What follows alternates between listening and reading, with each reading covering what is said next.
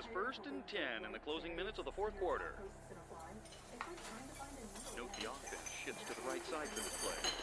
The ball is snapped. The quarterback fakes a throw left, hands off right, running down. Rohan, बेटा रोहन, इधर आओ। आया माँ। बोलो माँ, क्या हुआ? देखो ना रोहन बेटा, ये कितना सारा कचरा घर पे पड़ा हुआ है। इस कचरे को तुम बाहर कूड़ेदान में डाल आओ। काफ़ी दिनों से कचरा डालने वाली गाड़ी नहीं आई है, इसकी वजह से काफ़ी सारा कचरा यहाँ पर ऐसे ही पड़ा हुआ है। अरे माँ, मैं भी बिजी हूँ ना।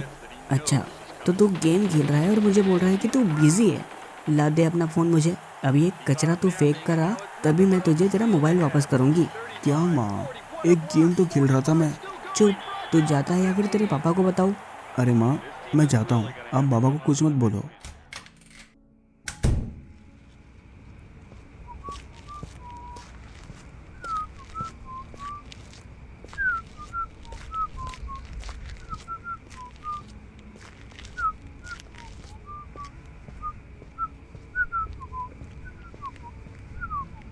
अरे यार, इस कूड़ेदान में तो काफ़ी सारा कचरा भरा पड़ा है। अगर मैंने अपने घर का भी कचरा इसमें डाला तो सारा कचरा नीचे ज़मीन पर गिर जाएगा। एक काम करता हूँ कि आगे देखता हूँ, अगर कोई कूड़ादान मिले तो मैं वहाँ पर कचरा डाल दूँगा।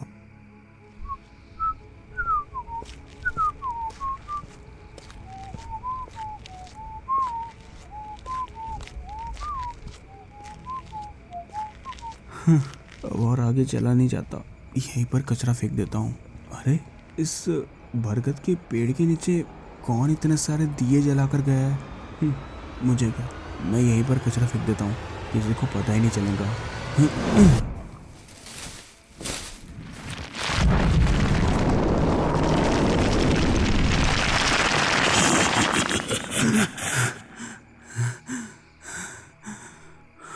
भगवान।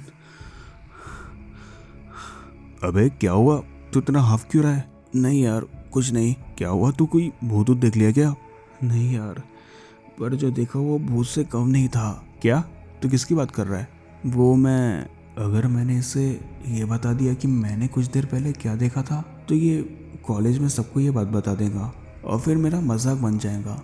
नहीं, मैं इसे कुछ नहीं बताता हूँ, शायद ये मेरा मन का वहम हो। ओए, क्या हुआ? कुछ नहीं भाई, तू बता वैभव, तू यहाँ पर कैसे आया? अबे मैं तेरे घर गया था, वो कॉलेज में मैंने तेरे से किताब लिया था ना, वो तेरे घर पर मैं तुझे लौटाने के लिए आया था।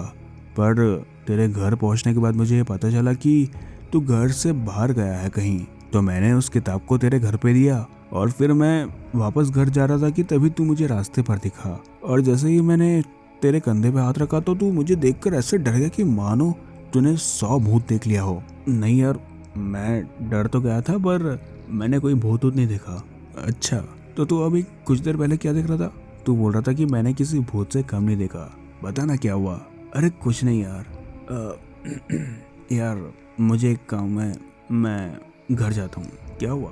पता नहीं यार, अचानक से गला सूखने लगा, बहुत जम की प्यास लग रही है। मैं एक काम करता हूँ वैभव, घर जाता हूँ। ठीक है, किताब वापस करने के लिए थैंक यू। अच्छा ठीक है, आराम से घर जाना। ठीक है, बाय। इतना कहकर रोहन अपने घर पे आ जाता है और घर पे आने के बाद वो अपनी माँ को आवाज़ देता है। माँ, अरे माँ। हाँ बेटा आई, तू कूड़ा फेंक आया?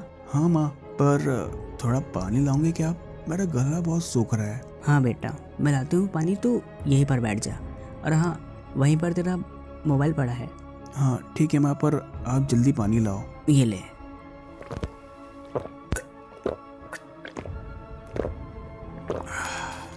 माँ, एक और बोतल मिलेंगी? हाँ लाती हूँ मैं।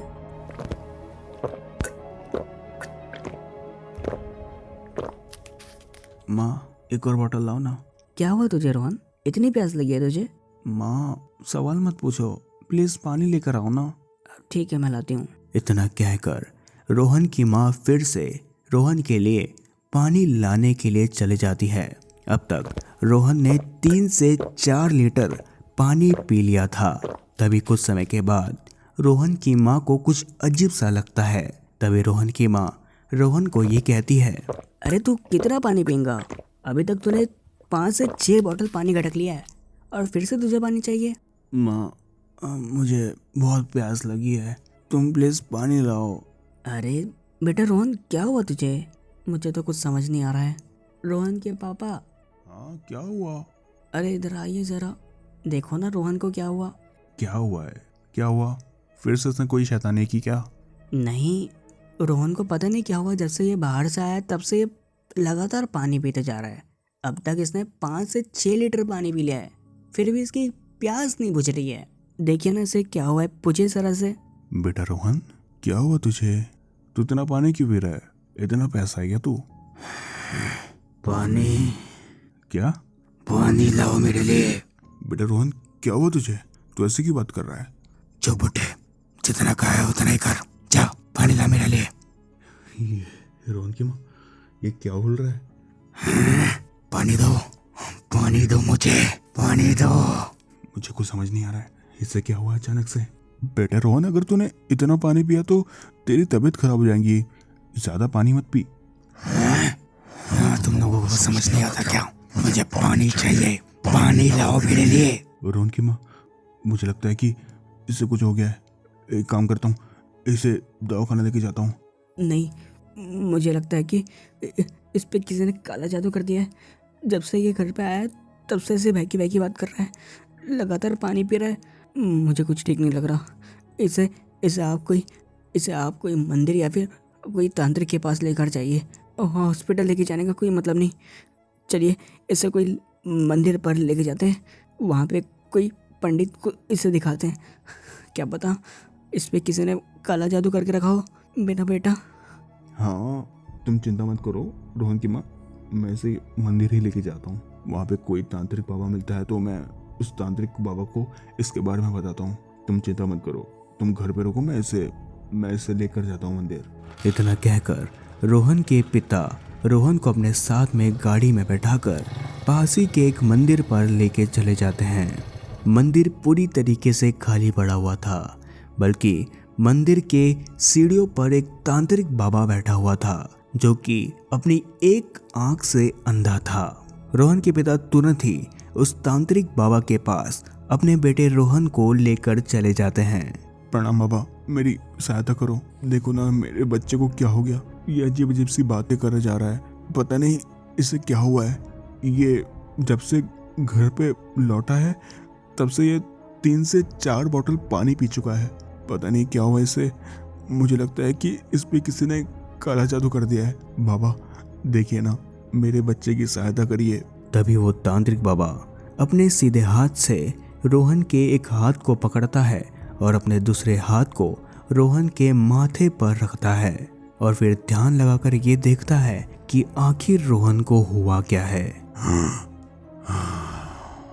बच्चा, तुम्हारे बेटे पर किसी ने काला जादू करा है। बाबा ये कैसे हुआ? तुम्हारा बच्चा कहीं बाहर गया था। हाँ बाबा, वो घर से कुछ समय पहले बाहर तो गया था, पर जब से घर वापस लौटा है तब से ऐसे ही हरकत करते जा रहा है। प्लीज बाबा इसकी सहायता करो। हाँ, इसने एक बहुत बड़ी गलती किया है। इसने किसी के उतारे पर उस कचरे को फेंका है जिस कचरे को इसने अपने घर से लेकर गया था। अच्छा बाबा, मेरे बच्चे ने ऐसी गलती कर दी है। बाबा प्लीज, अगर इस पे किसी ने काला जादू किया तो प्लीज उस काले जादू को इससे हटा दो। मैं आपके पैर पड़ता हूँ। नहीं बच्चा, मैं इसके शरीर से उस काले जादू को तो हटा नहीं सकता हूँ, पर हाँ बच्चा, इस शरीर पर जिस प्रेत आत्मा ने कब्जा कर रखा है उसे काबू में रखने के लिए मैं तुम्हारी सहायता कर सकता हूँ। अच्छा बाबा, प्लीज ये सहायता कर दीजिए। प्लीज मेरे बच्चे की जान बचा लीजिए आप। ये लो ताबीज, और इस ताबीज को इस बच्चे के शरीर में तुम पहना दो। और हाँ, मैं तुम्हें बताता हूँ, इस ताबीज को तुम इस बच्चे के शरीर से कभी भी नहीं उतारोगे। अगले 14 दिन तक इस ताबीज को इस बच्चे के शरीर में ही रहना है। अगर इन 14 दिनों के अंदर इस ताबीज को उतारा गया तो तुम्हारे बच्चे की जान को संकट हो सकता है। अगले 14 दिन के बाद तुम यही इसी मंदिर के पास आना अपने बच्चे को लेकर, तभी मैं इस बच्चे के शरीर से उस प्रेत आत्मा को बाहर निकाल सकता हूँ। पर बाबा 14 ही दिन क्यों? आप अभी क्यों नहीं निकालते? ना बच्चा, मैं अभी ऐसा नहीं कर सकता हूँ, क्योंकि इसके शरीर में जो आत्मा ने कब्जा कर रखा है वो अभी काफी ज्यादा शक्तिशाली है और मेरी कोई भी शक्तियों का उस पे कोई भी असर नहीं होगा। इसलिए इस ताबीज को इसके शरीर में पहना दो। इसके बाद ही इसका शरीर हम लोग काबू में कर सकते हैं। इतना कहकर वो तांत्रिक बाबा रोहन के पिता को वो ताबीज सौंप देता है। रोहन के पिता तुरंत ही उस ताबीज को रोहन के गले में डाल देते हैं और उस तांत्रिक बाबा को प्रणाम करके रोहन को अपने साथ में लेकर वापस घर में लेकर आ जाते हैं। ताबीज को पहनने के बाद रोहन की हालत अब धीरे धीरे नॉर्मल हो गई थी। अपने घर वापस आने के बाद अब रोहन नॉर्मल हो चुका था। रोहन को ये नहीं पता था कि कुछ समय पहले उसके साथ क्या हुआ था। ऐसे ही कुछ दिन बीत जाते हैं। अब रोहन पूरी तरीके से नॉर्मल हो चुका था। रोहन को उस ताबीज को पहने करीब 14 दिन पूरे हो चुके थे और आज रोहन के पिता रोहन को उस तांत्रिक बाबा के पास ले जाने वाले थे ताकि रोहन के शरीर से उस बुरी आत्मा को वो तांत्रिक बाबा बाहर निकाल सके।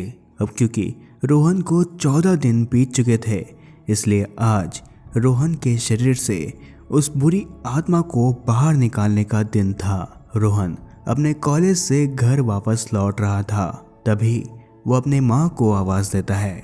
माँ माँ माँ। क्या हुआ बेटा? माँ, कुछ ठीक नहीं लग रहा है मुझे। क्यों बेटा, क्या हुआ तुझे? तबीयत वगैरह ठीक तो है ना तेरी? पता नहीं माँ, जब से पापा ने इस ताबीज़ को मेरे गले में पहनाया है तब से मुझे कुछ ठीक नहीं लग रहा है। ये ताबीज़ किस चीज़ का है? बेटा, ये ताबीज़ तेरे भलाई के लिए है। पापा ने तेरे भलाई के लिए इस ताबीज़ को तुझे पहनाया है। पर कैसी भलाई? वो मैं तुझे नहीं बता सकती। अगर मैंने तुझे उस बारे में बता दिया तो इस ताबीज़ का जादू फीका पड़ जाएगा और तेरे पर कोई असर नहीं होगा। अरे माँ, क्या तुम भी? ठीक है माँ, मुझे बहुत भूख लग रही है, मुझे कुछ खाने के लिए दो।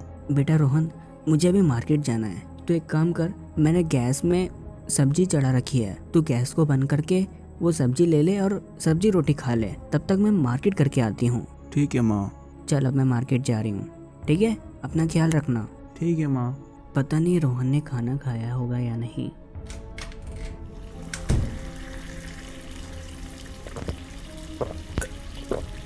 हे भगवान, मेरे बेटे को क्या हुआ? रोहन, रोहन, क्या हुआ तुझे? क्या हुआ रोहन? तू ये नल का पानी क्यों पी रहा है? अरे तेरे को प्यास लगी थी तो अंदर इतना पानी पड़ा है, तो तू वो पानी क्यों नहीं पी रहा? चुप कर बुढ़िया। रोहन, कैसी बात कर रहा है तू? बेटा, तेरे गले से वो ताबीज़ कहाँ गया? वो ताबीज़ तो मैंने फेंक दिया। अब चल निकल इस घर से बाहर, मुझे पानी पीने दे। बहुत दिनों से प्यास लगी है, गला सूख रहा है, पानी पीने दे वरना मैं तेरा खून भी जाऊंगा। बढ़िया।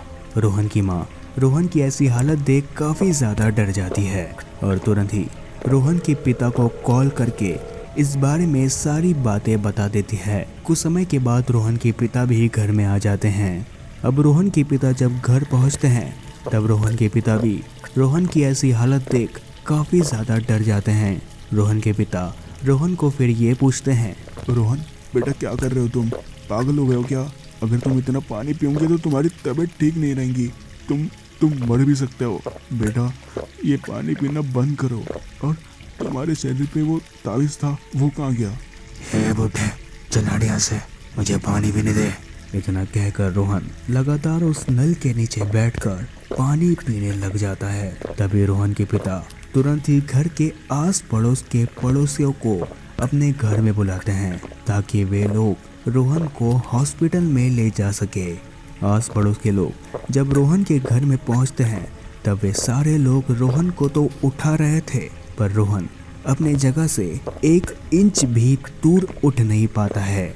और इस जोर ज़बरदस्ती के बीच में रोहन की माँ तुरंत ही रोहन के गले में उस ताबीज़ को डाल देती है। तभी रोहन काफ़ी बुरी तरीके से चिल्लाना शुरू कर देता है और फिर धीरे धीरे रोहन देखते ही देखते उस फर्श में गिरकर बेहोश हो जाता है। तभी रोहन के पिता रोहन को अपने साथ में पास ही में मौजूद एक हॉस्पिटल में ले जाते हैं। हॉस्पिटल में ले जाने के बाद रोहन को जब डॉक्टर चेक करता है तब वो डॉक्टर रोहन को मृत घोषित साबित कर देता है। इस बात को सुन रोहन के पिता और रोहन की माँ फूट फूट कर रोना शुरू कर देते हैं। इसके अलावा वो डॉक्टर रोहन के बारे में रोहन के माता पिता को ये भी बताता है कि रोहन की मृत्यु आज से 14 दिन पहले ही हो चुकी थी, बल्कि उसके शरीर में अब तक एक खून की बूंद भी नहीं बची है, जिसके कारण से रोहन की आंख भी पूरी तरीके से सूख चुकी है।